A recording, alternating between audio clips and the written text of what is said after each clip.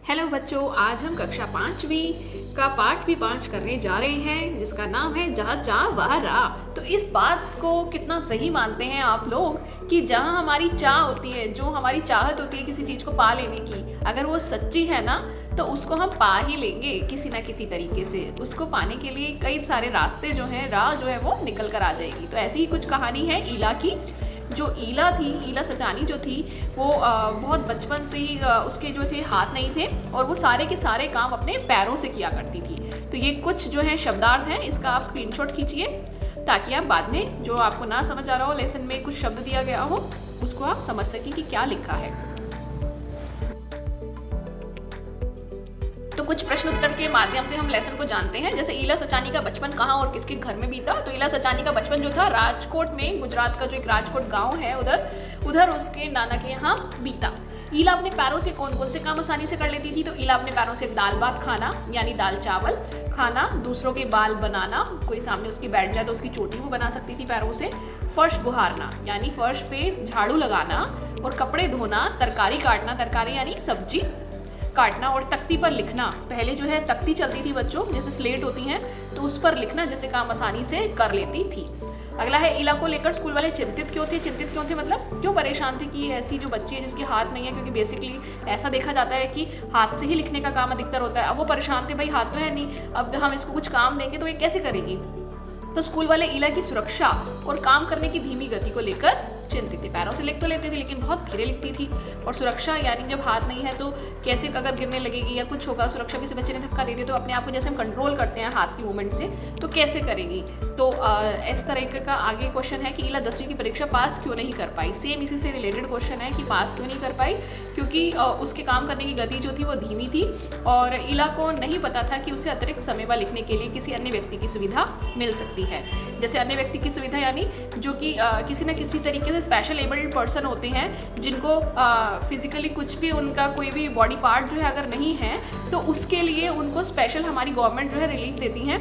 तो जैसे ईला के हाथ नहीं थे और पैरों से लिखती थी, वो कोशिश कर रही थी, तो गवर्नमेंट उसको कुछ बेनिफिट देती, कुछ समय एक्स्ट्रा दे देती या लिखने के लिए कोई दूसरा जो है मुहैया करा देती थी। तो इस तरीके से ये बात ईला को नहीं पता थी, इस वजह से जो है वो जो है क्लियर नहीं कर पाई 10वीं परीक्षा। ईला सचानी के जीवन से हमें क्या सीख मिलती है। तो क्या सीख मिलती है, अभी मैंने आपको लेसन की शुरुआत में बताया कि हमें सीख मिलती है कि हम अपने आत्मविश्वास और दृढ़ निश्चय से हर मुसीबत का सामना कर सकते हैं। यानी अगर हमारा आत्मविश्वास प्रबल है ना, स्ट्रांग है, तो कोई भी मुसीबत हमारे सामने क्यों ना आ जाए, हम उसे जो है तुरंत दूर कर सकते हैं। अब रिक्त स्थानों की आपको पूर्ति करनी है यहाँ पे। जैसे मलमली धोती का कौन सा रंग खिल उठा था, बादामी रंग। और ईला की हिम्मत की क्या है मिसाल, ये कढ़ाई के नमूने अनूठी मिसाल हैं कढ़ाई के नमूने। ईला ने वह सब अपने किससे करना सीखा जो हम हाथों से करते हैं, पैरों से करना सीखा। तो अगला पार्ट है पार्ट 7, डाकिये की कहानी, कंवर सिंह की जवानी। चलिए देखते हैं क्या है पार्ट के अंदर। इस कहानी में जो कंवर सिंह हैं उनका इंटरव्यू चल रहा है क्योंकि उन्होंने कुछ बहुत ही बहादुरी का काम किया है। चलिए देखते हैं क्या काम है। और एक डाकिया होता है जो कंवर सिंह जो है उसका नाम है, और पार्ट का जो लेखक है वो है प्रतिमा शर्मा। कहानी की शुरुआत जो है एक शिमला माल रोड से होती है, जो एक जनरल पोस्ट ऑफिस है वहाँ से होती है। और समय था 11:30 बजे।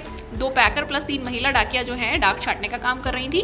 पहले भारतीय डाक सेवा में ग्रामीण डाक सेवक, अब पैकर वर्दी नीली, ठीक है, ये आपको ध्यान रखना है। पहले भारतीय डाक सेवा में जो है ग्रामीण डाक सेवक थे कंवर सिंह, अब वो पैकर बन चुके थे जिसकी नीली वर्दी थी। और उम्र उनकी थी 45। कौन से स्थान में उनकी पोस्टिंग थी, हिमाचल प्रदेश, शिमला जिले के नरेवा गाँव। सरकार से पुरस्कार प्राप्त किया था इन्होंने, ऐसे डाकिया थे ये। और इनके 4 बच्चे थे, 3 लड़कियां और 1 लड़के। एक लड़के की मौत लकड़ियां लाते समय जो है हो गई थी। और बच्चों की जो एजुकेशन है इनके, एक लड़की 10वीं पास है, दूसरी 12वीं, तीसरा जो है वो 12वीं कर रही थी और एक जो लड़का है वो 10वीं कर रहा था। आगे बढ़ते हैं।